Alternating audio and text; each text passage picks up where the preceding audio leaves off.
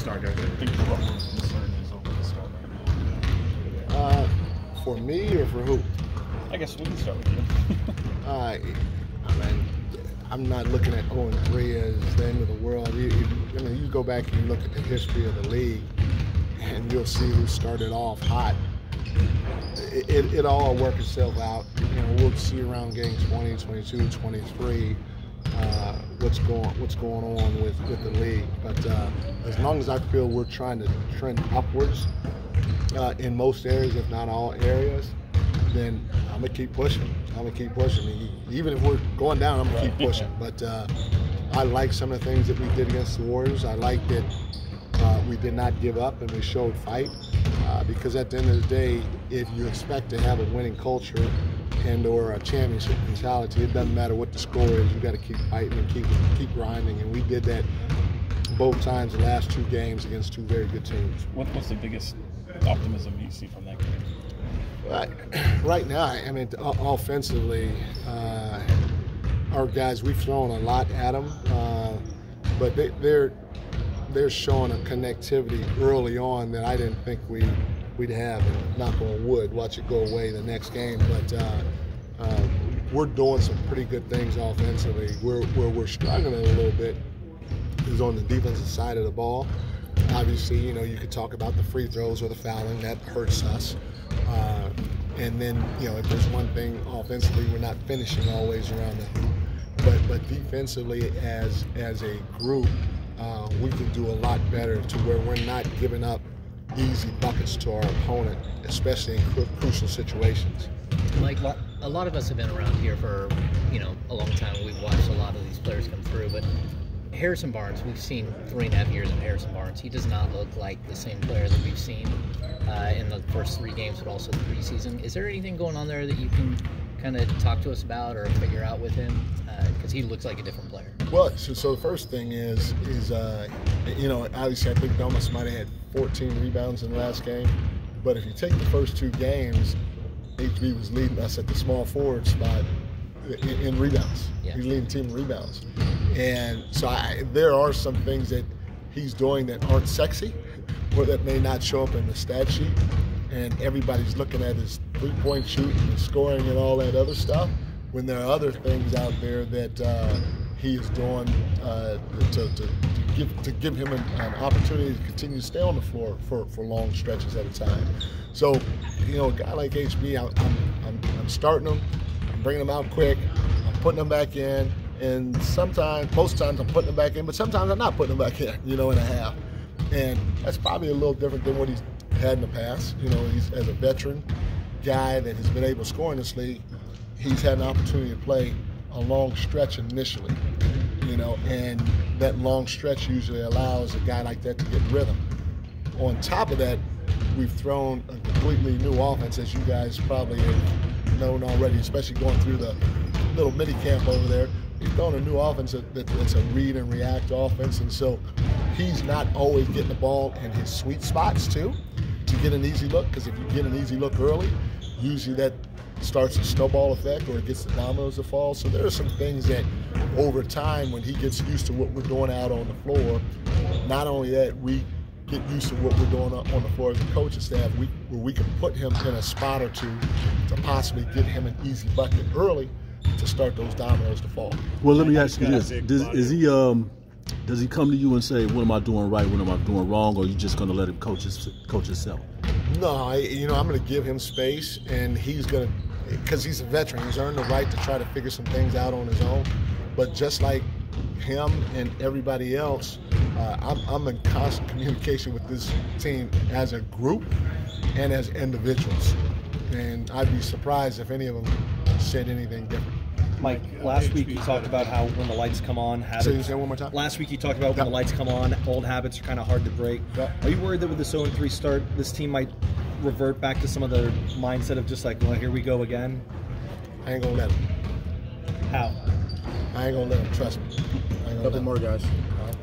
How much do you feel like some of your, like you mentioned some quarters or spurts, how much do you feel like some of those quarters or spurts where maybe you guys are not doing what would you like on defense is just like a normal adjustment to a new scheme? It's part that, but it's part what he said is, you know, we have some bad habits that we have to clean up, and you know, it's my job to continue to coach them here and be hard on them. It's my job to take timeouts when I need to. It's my job to make substitutions when I need to and play somebody else, you know, or shorten somebody's minutes. So there are things that we're going to do throughout the course of this season to make sure that this is right. And it's not going to be a thing where I'm going to sit back and just continue to let the same thing happen over and over again. Now, having said that, the one thing that I do know about being part of this team is, you know, because of the I guess the lack of playoffs in 16 years, there's a little bit of anxiety around here. and I would caution everybody, there's a time to overreact and a time not to. And after 3 games for me, and I hope everybody takes my lead, it's not time to. There may come a certain point in the season where, yeah, okay, well, now, hey, we got to figure something out drastically.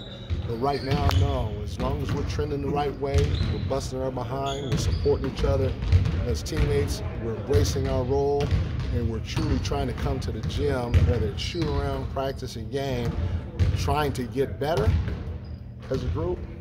Hey, that's all I can ask for right now. Can you talk about how you just approach the season in 5-game increments, and just why you think of it that way and break it into those smaller pieces? So like I said, usually around game 20, 21, 22, 23, that's when everything really starts to settle in, you know, because the excitement of the beginning of the season has worn off, you know, and so now guys are in the routine, and, you know, you're thinking, okay, we got to get on a plane and go play on the East Coast swing, or we got to go play this team, back to back, or whatever it may be. And it's human nature that sometimes you look back and you just think, oh man, this is a lot, you know. So I want our guys to stay locked in and understand that this is a marathon, right? It's not a sprint, but in the same breath, we can't be worried about game 75 when we're only in game 3.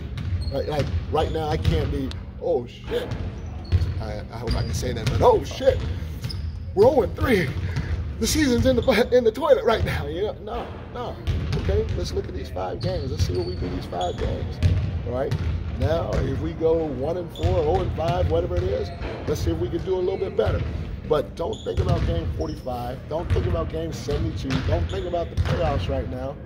Let's be present in what we're doing, and the best way to do that, in my opinion, like I said, is to highlight or break the season up into mini seasons, so everybody knows what's in front of them right now, and they're not getting overwhelmed with where we are currently and how it's going to impact us 3 months from now. All right, last question. And you had the team all sign a poster in the practice facility about being all in. Can you just talk about that mantra and what that means to the team and why you had them sign that poster? Yeah, you know, again, I'm trying to, we're trying to create a winning culture here.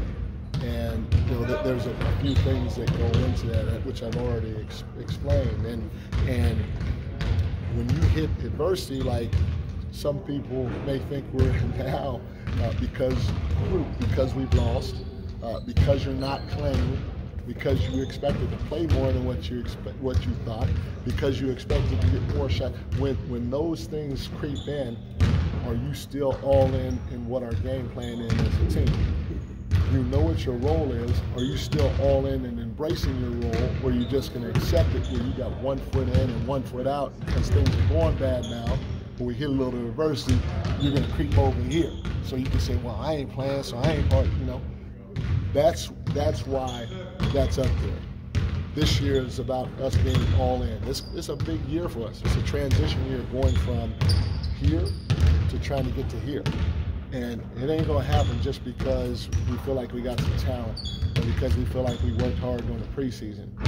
It's got to be a constant thing that we do every day when we come to the gym. And even when you're not in the gym, you got to take care of your body. You got to get your sleep, and you got to eat right, and all those other things. So all in just means that, hey, because I told the guys, if you don't want to sign it, you don't have to. You don't have to. When you value something in them, when you you value your house, you value your car. When you got those things, what do you have to do? Sign a contract. Now, if you don't value this, because there are a lot of things that you don't value that you didn't sign a contract on, then don't sign it. And I would not take it personally. And that gives you the right to kind of be in and out when you want to. But everybody signed it. So whether the times are good or the times are bad, we have to all be in, all be on the same page, and all try to create this winning culture together at all times. All right, Mike, last one, guys. two Jason, go things, ahead. if I can. One, I want to get your thoughts on the way De'Aaron's played so far. The numbers are pretty sensational. And the second thing, I'll ask you that if you don't mind, and then I'll come back to the second one. De'Aaron, to me, his talent is all-star level talent. And I said this before, we have to win some games in order for him to get there. All right? In order for that to happen, he's got to continue embracing the little things, which he's done a heck of a job doing so far. But I'm going to stay on his behind to try to make him as perfect as we can, you know, or to help him become as perfect as he can be. And if we can get that and everybody else steps up, we'll have some good things happen. So I like the way that he's approached the season. I like the way he's trying to take on a leadership role. I like the way that he's allowed me to coach him.